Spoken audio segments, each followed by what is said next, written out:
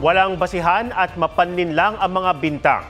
Git ito ni DPWH Batangas District Engineer Abelardo Calalo sa kanyang kontrasalaysay kung saan itinanggi niya ang tangkang panunuhol kay Batangas 1st District Congressman Leandro Legarda Leviste. Anya, ang dinala niyang mahigit 3 milyong piso kay Leviste ay donasyon umano mula sa isang contractor na kinolekta niya sa utos ni Uswag Ilonggo Party List Representative Jojo Ang bilang suporta sa mga proyekto ni Leviste.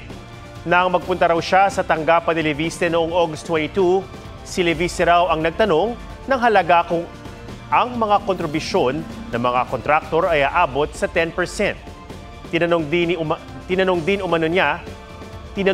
umano siya ni Leviste kung meron siyang dala noon. Tumugon siyang meron siyang maliit lang na halagang idodonate ng isang contractor na ipapadala na lang sa assistant ni Leviste. Pero sabi umano sa kanya ay kunin na ito kahit maliit para masimulan na.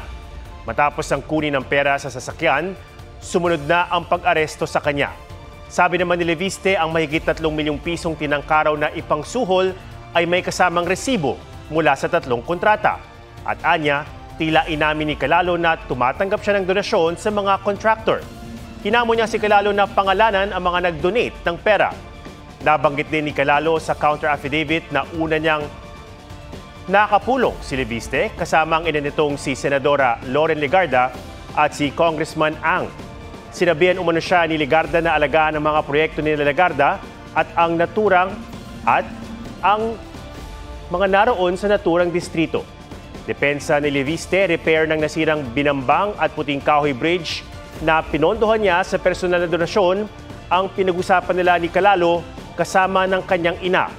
Kailangan daw kasi niya ng approval ni Calalo para makapag-donate sa ipinagawang mga tulay. Sinisika pa ng GMA Integrated News na makuha ang panig ni Senadora Legarda at Congressman Ang.